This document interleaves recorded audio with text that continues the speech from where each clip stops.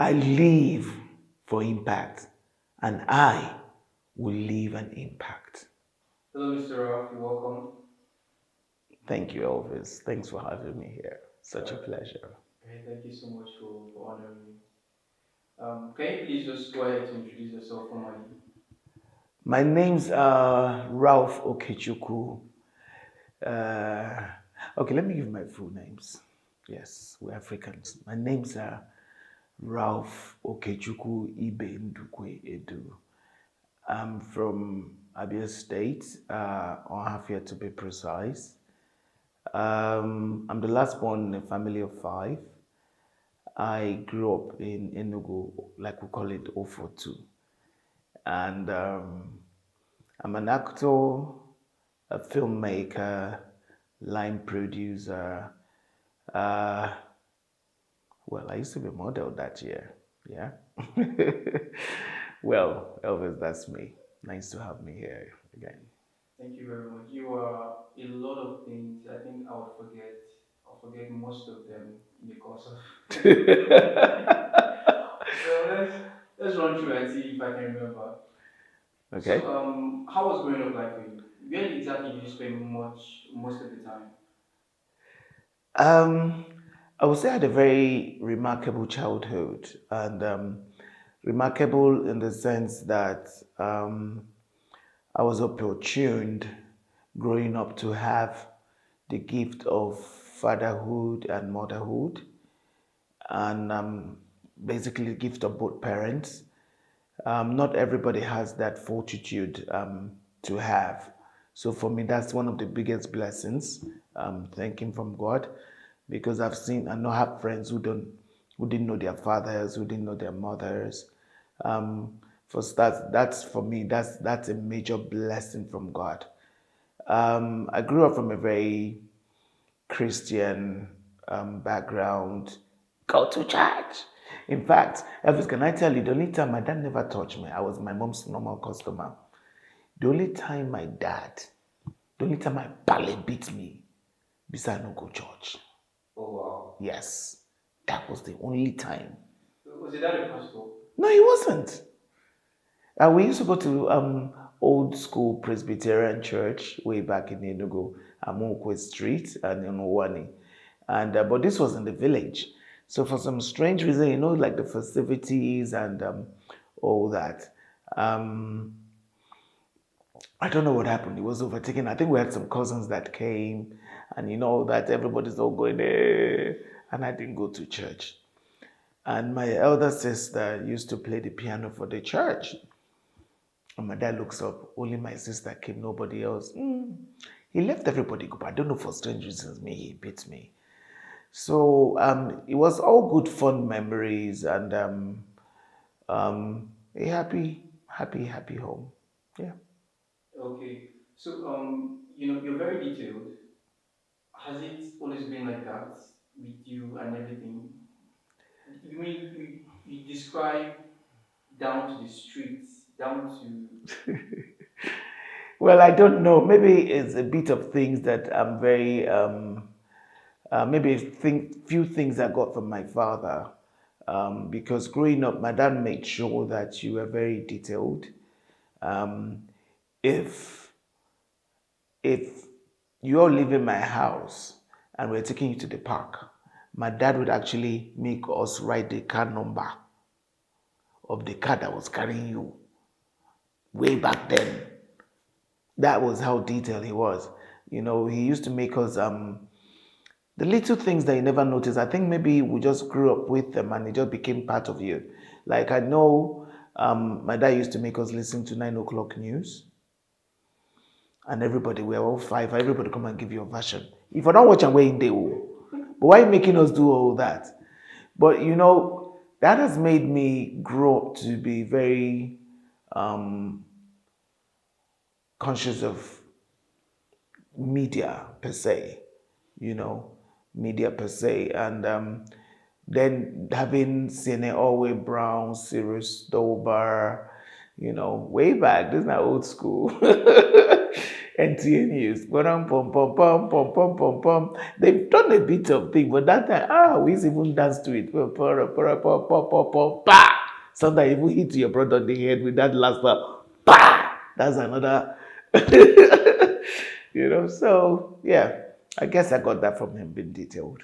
All right, that's great. So, can you tell me a bit about your education? How was it like, with your education? My education.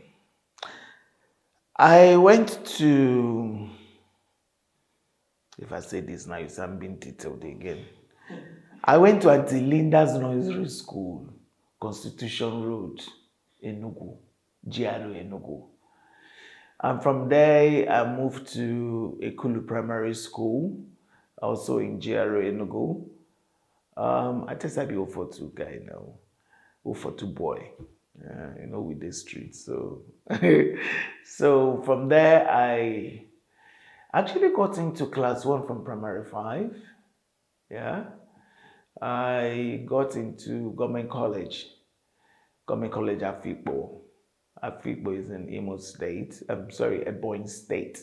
Then it used to be in Imo State. And from Government College Afikpo, I was a bit sickly. I was not too well. And my parents decided to send me off, and they sent me off north. So I finally landed in Federal Government College, Mina, Chanchaka, Mina. And I'm part of the 88 sets of the Federal Government College, Mina. After Mina, we started becoming customers for Jump. We do Jumbo. Okay, I think for me, I did Jump. When I started doing Jump, the truth of the matter was, most of my siblings, my older sister was in Unilag, my other one had gone to school in Israel, Haifa, before then I moved him to the UK, to London School of Economics. My other brother was just getting into Nsoka. So me, I was feeling like, okay, if all these people don't they, me, I'm not supposed to be like this. Funny enough, Elvis, so stupidity no be better thing. I started feeling jump. Intentionally. Yes. Okay. I stupid that time. Oh. I started feeling jam. People be reading, I go, the do said they read. Jam will come, I just write nonsense. And the year I wrote nonsense, so I scored high. They almost get university. I said, what is wrong with these jam people? you know? And the year now said that, okay, last,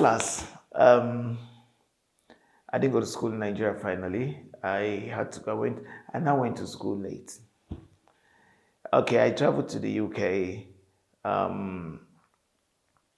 had a bit of stints with BTech. I came back to Nigeria.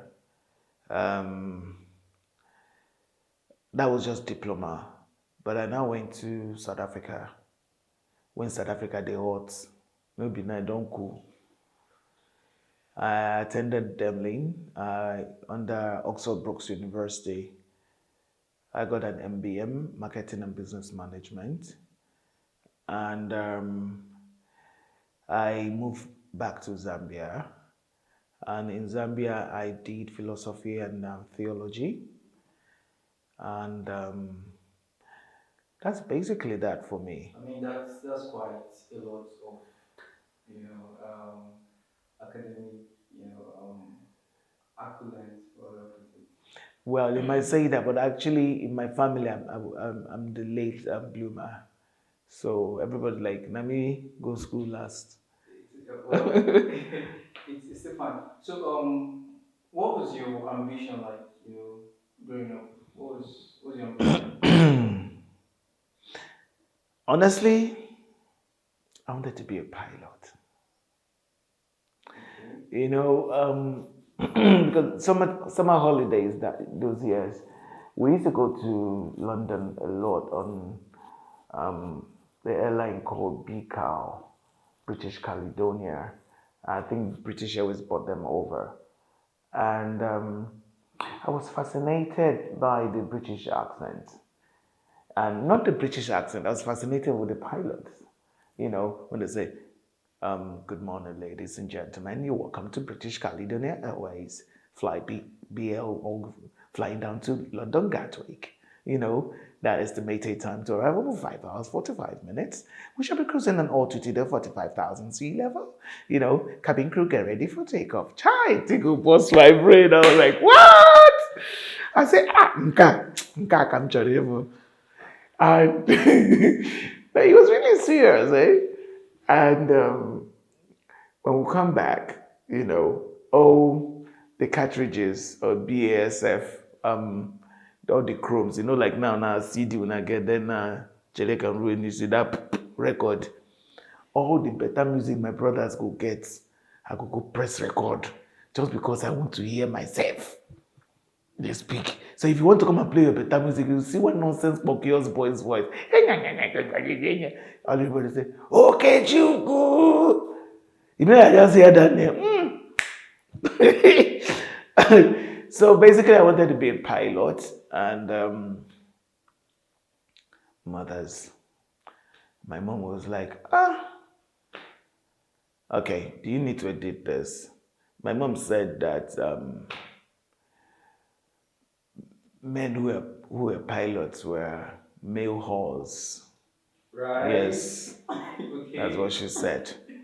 So she said, you, look at this person speaking. Everywhere, every station, all over the world, he has children. Who's bringing them home? And no, seriously, I actually got enrolled at one point in Oxford A Training School in London, in the UK, and my mom refused. I came back to Nigeria. And that was the first point.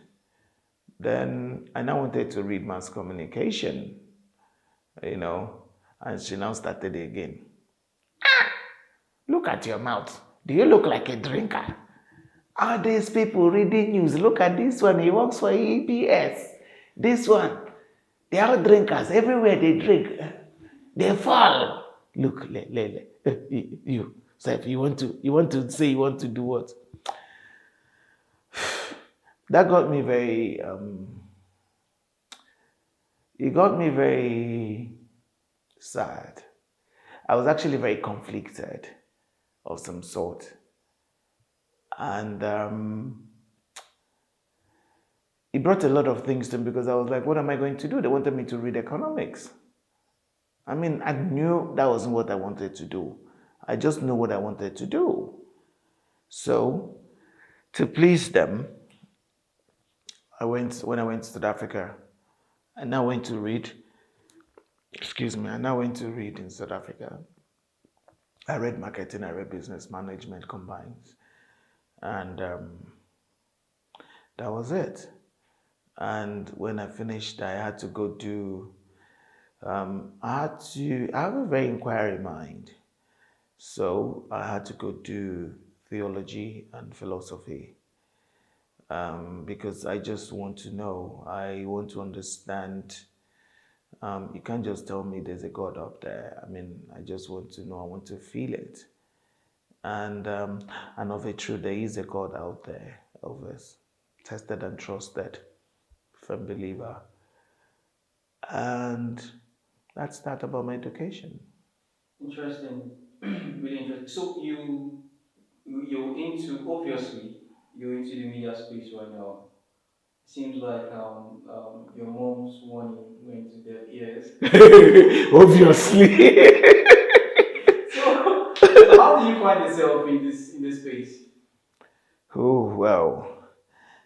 I think I must start from when one of those times I just came back to Nigeria the first time. I became a model. And at that point, you were seeing the movie industry wasn't thriving. It was all about models, all the male, female models. When was this? And this was like 1991, 92, Okay. 93. And you had people like Sentobi, you used to have Zach OG. Now old boy, you, that man don't tell. Nice man. Um, there was um, there was a modeling agency called Pandora on Bode Thomas in Surulere, Lagos, and that was a major one at that. There were other modeling agencies, but Pandora just stood out for me because my house was just close by. I used to stay up Bode Thomas. My sister used to stay up Bode Thomas.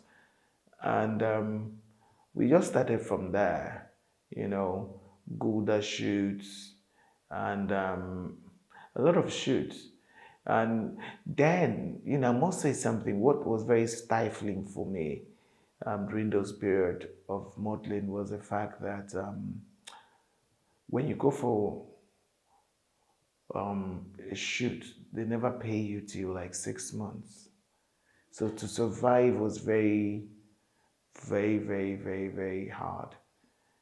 And I now went for a shoot, and for the first time, they used to pay 600 naira. Hints used to pay 600 naira. I don't know if you know Hints. Hints used to pay 600 naira then. And I went for this shoot. A friend of mine who was an in-house magazine for Mr. Magazine.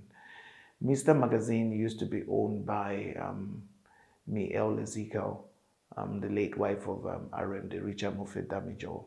There was a company, both of them owned it. And I finished my shoot and I was paid like immediately. I was paid 3,000 naira. Baba.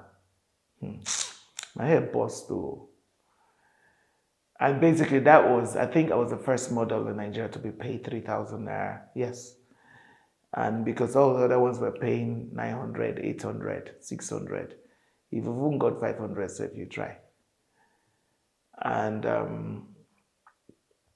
that really got me thinking that opened up that opened me up into doing greater things.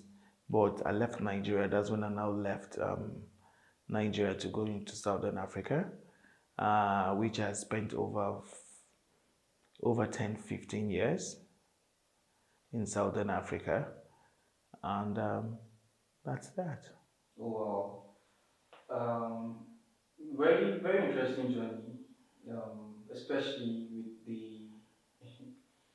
But let's talk about the journey so far and where you are right now in the industry. What's it like? Well, how has it been for you? I can say like this. The good book says, except the Lord builds a house, in vain do the builders build. I It's has been rough. Excuse me. It has been rough. It has been beautiful. It amazing part is I've met good friends, wonderful friends. I've been stabbed in the back. I have cried. Uh, let's call it's a roller coaster of emotions. You know, it makes you strong. You know, sometimes you're just weak. All in all, I'll say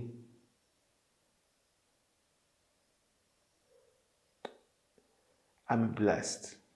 You know, I'm blessed to I'm blessed to be passing through this phase of life because I always believe that I tell people every day, you're like the road sign when they're working on the road, you say men at work, you know.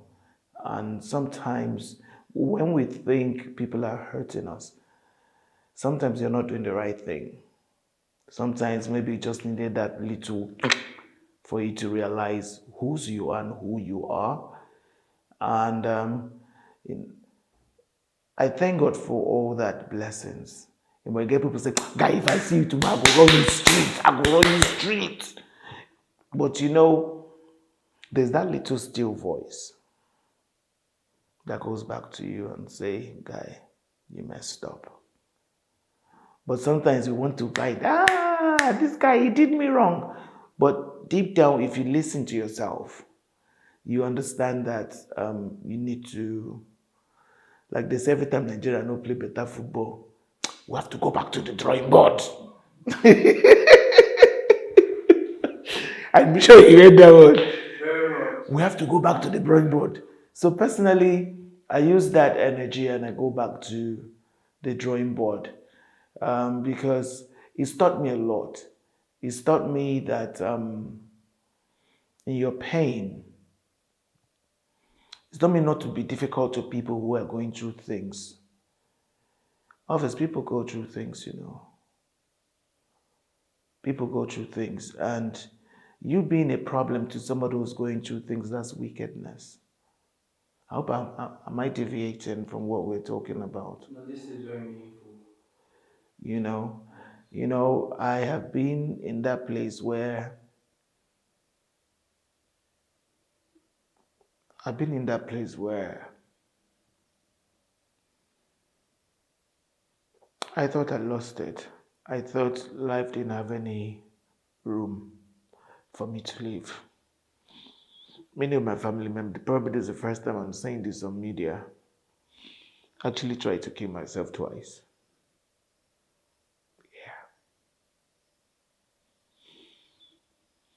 Yeah. I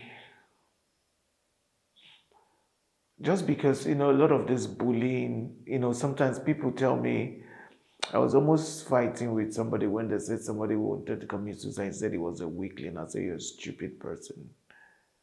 I said, you're part of what the person's problem is. I'm sorry. And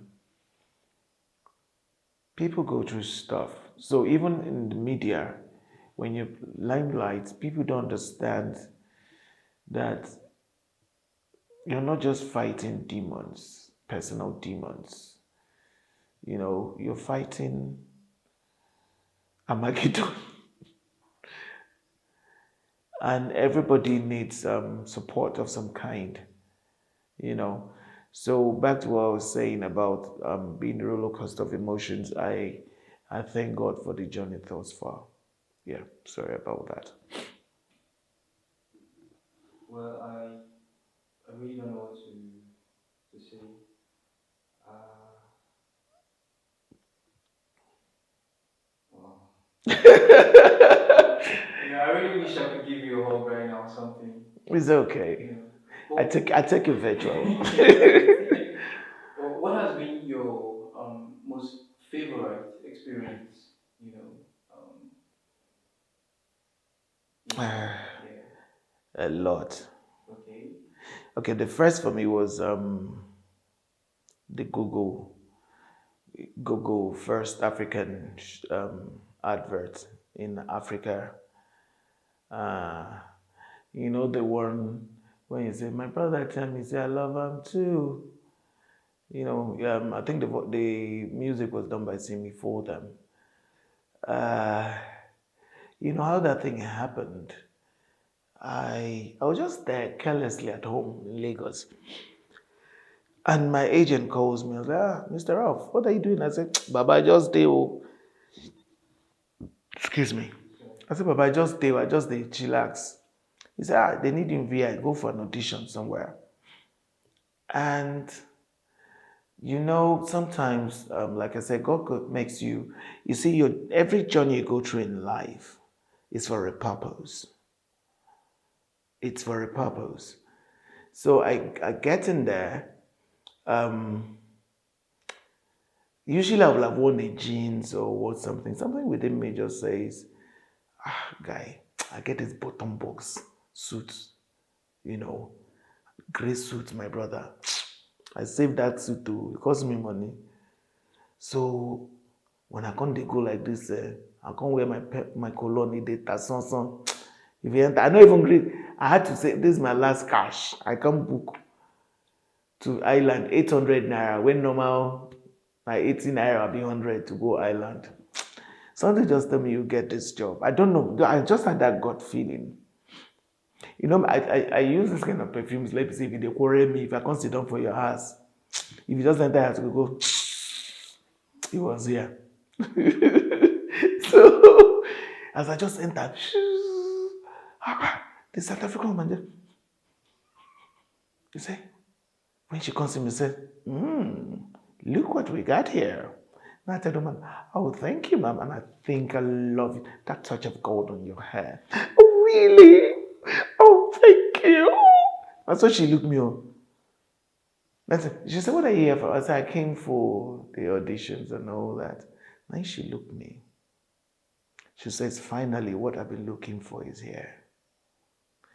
Somebody was upstairs, so she said, go and bring that person down, go and do medical. What God cannot do does not Does not exist. exist, right? So I had that. And the next most beautiful feeling for me was I was coming back to Nigeria from Zambia. So the plane had stopped in Harare. And some man, I left something on in the house, in my house. I wanted to tell my brother that, my other brother, that please, when you get home, please help me off the geyser because I didn't know what time I was going to go. So, make money not finish. So one man was just coming in. I was like, you're my wife's favorite actor. I said, I go, but you're on a which day? I'm just watching. And he says, no, I'm serious, I'm serious. And the next thing is calling the wife. At this point, I had done this Google advert.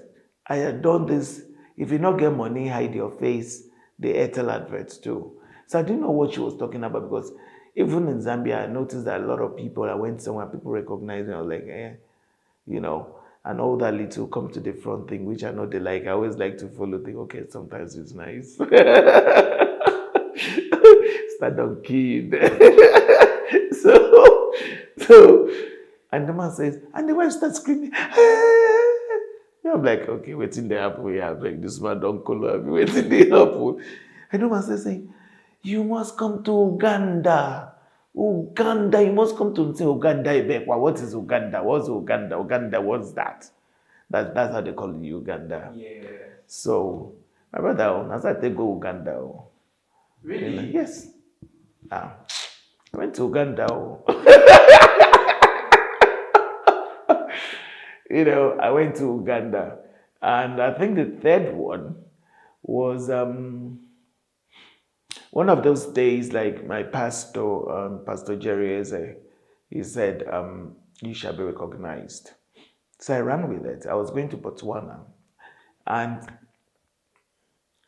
I had issues to settle, so I didn't have a Botswana visa. For some strange reason, my other brother, the Puntun, between Zambia and Botswana.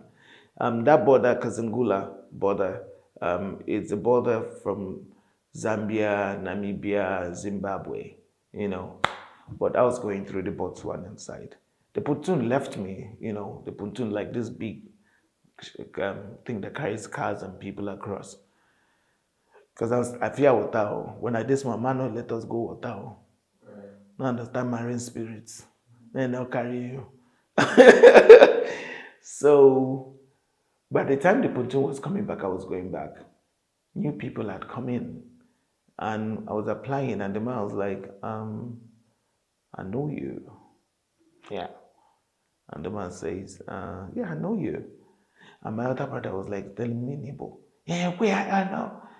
He says, I know what he's telling you. You should shake it. I know how you Nigerians are, but I'm telling you, I know you. You're an Hollywood actor. I was like, yeah.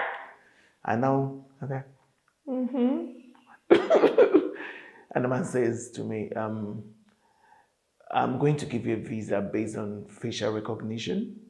How long do you want to stay in Botswana? Ha!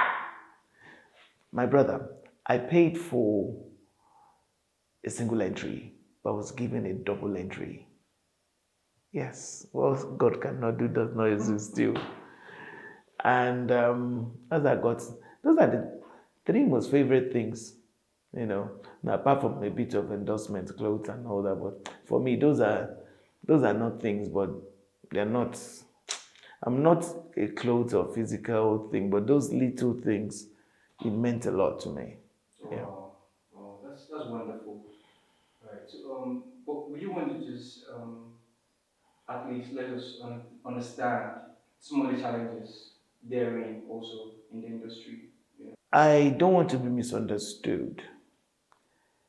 I don't like it when people, you have a lot of half baked people in the industry. And a lot of times we take up the name of God in vain. A lot of times people will tell you, the Bible says, he that must build a house must do what? First count the cost. I must tell you, I went to film school. Yep. I went to Royal Arts Academy in Lagos, owned by Memi Song. And for me, that was my building because I had my passion, you know. Uh, I didn't tell you too, I also worked in a TV station in Zambia, the third largest private organization, CBC Television. It was owned by my church in Zambia, and I was an OAP, on air personality. And it was very large, and all that. At some point, I had to come back to go to, I left all that. I had to come back to Nigeria to come do school, to come do all that. That being said, a lot of people will come and tell you, oh, I have a passion for acting. Child, since I was like this, acting has been my favorite thing. Daddy, I want to act. I say, Mommy, well done. And it's really spoiling the industry. People who do not know what they're doing. Those are the people that if they're going to pay an actor 20,000, they'll tell them, give me 5,000. And because you have a lot of them, so their voices are speaking. So even when the people who know what they should be doing come up, you understand, except people who have an eye and a knock, you know, understand and value what you are, you know. That's number one. I also tell people that I'm not being too spiritual, but what God says is, show me your hands. I will bless the works of your hands. So if you don't have anything in your hands, what's God going to bless you with? It's not, receive, oh, Papa receive it, Daddy, me, I didn't receive them. I receive and pass you. But there must be something. A mustard seed, till a seed is dropped. What are you dropping? You can't something must drop from you. Even for Jesus Christ, somebody tells me, uh, even Jesus Christ, salvation is free. I told him it's a big lie. I don't know who told you salvation is not free. A man came down, paid the price. His blood was shed. Why is that free? Can your father's blood not be shed for free? No. Do you understand? Even the evangelists that came all that way, the church sponsored them. People brought money for you and I to hear this gospel. Though reverse is the case, now we're sending the gospel back to them because they don't turn their church to club. You understand? So for me, I think those are the things about people. We shouldn't spiritualize things a lot. Work, and I know that if you can't think, you can't pray. You must have time for you to be able to come out, think. Then, because it says, "Come, let's reason together." If it's telling, "Come, let's reason together," what do you have written that you're going to reason with him for? Because every lawyer must be able to write down something for you to be able to know what you're arguing with. Sometimes, like I told you what I was having, like my other brother is now, the doctor said he has cancer and all that, and we're believing God for that. And last night I was talking with him, I was reasoning with him. I was like, "Oga, you said I will not bury, I will not be buried. So what's all this?" Do you understand? So for me, you're exercising your faith. And If you don't have that, so what are you going to do? And shifting back to where you have answered asked, for me, for the industry, um, stereotype, roles, stereotyping roles. There are a lot of times that you're given different roles to do. As an actor, I'm meant to interpret every role. Be you a thief or a shower, do all that. You interpret it. And because I follow my roles very well, I'm a very emotional person. There are roles that I do that when I come out, I just don't feel myself. Um, Roles like, there was a time they now started casting me for pedophile roles. And I got it. I did the first time, did the second one, did the third one, the fourth one. I told the guy, okay, don't do. Not because it's not, and he says, oh, I'll pay you so amount. I say, because it's not about the money, it's what I feel inside. Right. You understand? Because I come out and I'm beginning to assume that, because for me, it takes me time to come out of a shoot that I've really put myself in. And it takes a lot to wear me out. I mean, it disturbs me that, and that thing that disturbs me are basic like gender-based violence. I had a shoot with one and two productions. It's called, you guys should go watch it. It's called Knocked Into Silence. And I've been there too. Um, I've been there in relationships and it made me break down. When I was crying on camera, I was actually crying because where I'm coming from, And please, let me use this medium to tell us something.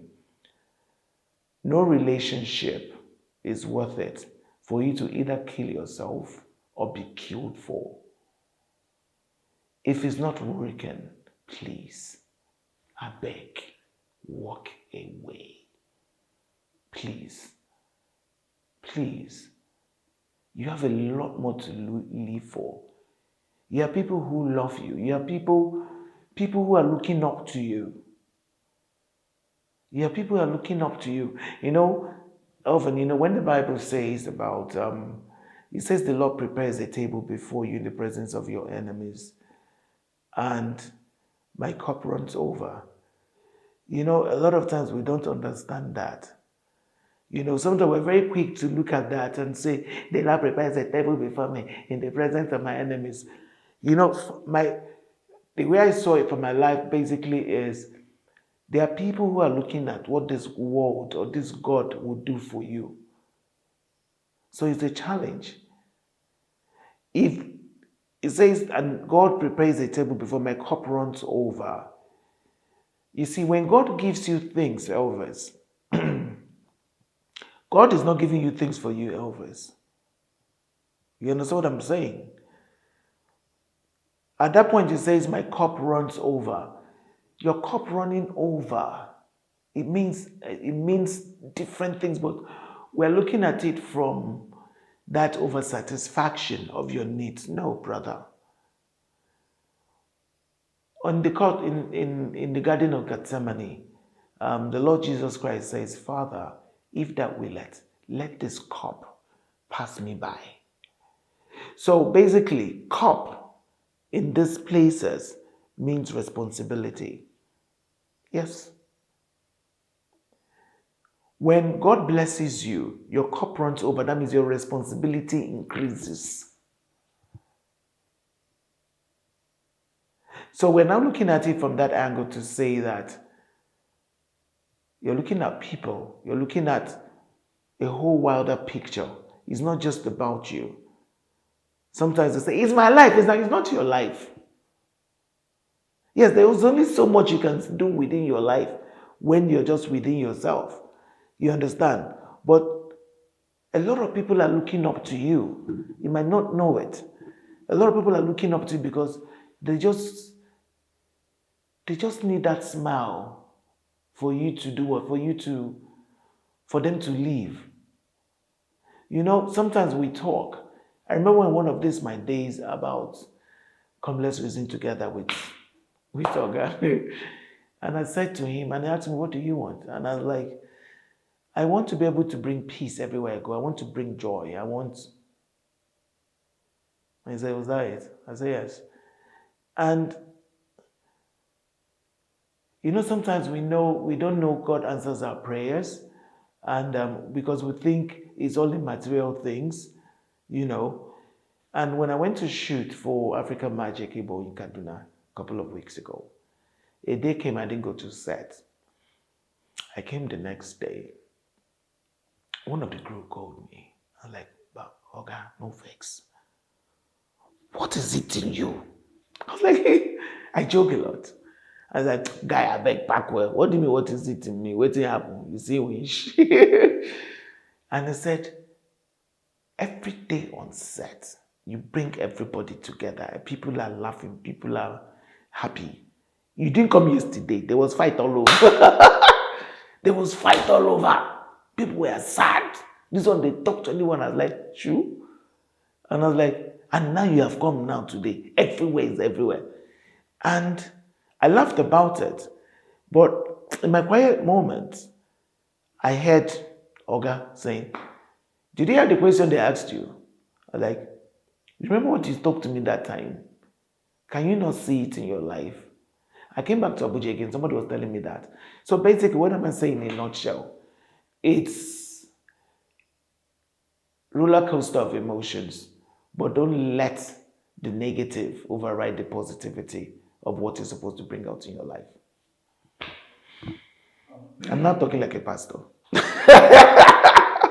you really got me speechless. I forgot my next question. Now, should I be your interviewer? All right. So, in your story, um, there's been this elaboration about how much education you've had. What do you think is the importance of education in the system or in the industry? A lot, a lot.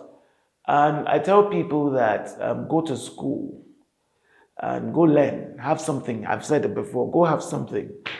Um, you cannot, your passion is just your passion. It do not, you need to have something. The Nigerian economy, is not such whereby it gives room for all that. A lot of people have gone to study universities. They've still come back to be under one somebody we don't learn something under. But the bottom line is have something to show for it. Education is everything. If you're not educated, I mean, come on, how how can you function? Education, it might not be not going through thing. There are people, yeah, it might not be going through university thing. There are people who are doing blue collar and they're doing very well. And by the time God blesses you more, if you decide to now go enter schools and open university, I have a lot of friends who've gone to open university and they're doing very well. So It's all right. So, what are your final words? First of all, to yourself and also to people that are concerned. I always tell people this. I said earlier, men at work. I hate it when people tell me you have arrived. It's very annoying for me because I see it every day. He says the steadfast love of God every morning, every day. They're new every morning. So as long as His love is every morning too, the devil is looking for how to make you suffer. So within yourself, every morning you're looking out for new ways of making yourself better, a better version of you. How can I add value to myself? Because once people begin to tell you you're the best in your industry, you die. Once you begin to believe that lie, you die. I'm not saying like within your industry, the works of your hands. And every day I look at myself that I read books, I watch TVs, I go on YouTube. Things I don't know what to do, I just, because I want to be better.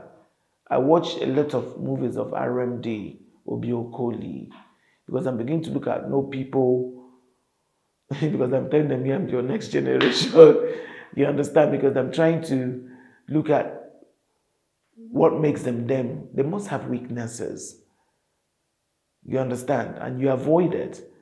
They say one man asking three sons, how many times something will do you before you learn? In first son say, Papa now twice, Papa clap for him. He asked the second son, he say, Papa now once, Papa tell him say do it. He called the last son and he's asked him how many times something go do you, he say, Papa, do me ke. Oh man, it no go happen. Say I go learn from the ones where it don't happen to. I go use and learn. So you must not let things happen to you. Learn from others. We need to learn. Every day you wake up, you learn. You know, I a friend of mine, okay, a friend of mine and his wife, whether na better quarrel or whether na the man was telling him, useless woman, look at you cannot cook. And the wife was like, I cannot cook. When I came into this house, I only knew how to cook 2 pots of Nigerian soup. Now I can make 5 and 3 intercontinental.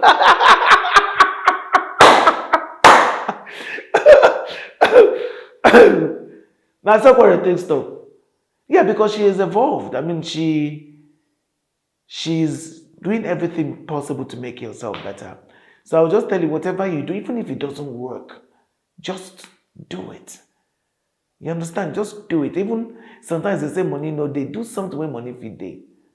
There's something within you. You must not go into prostitution. You must not beg.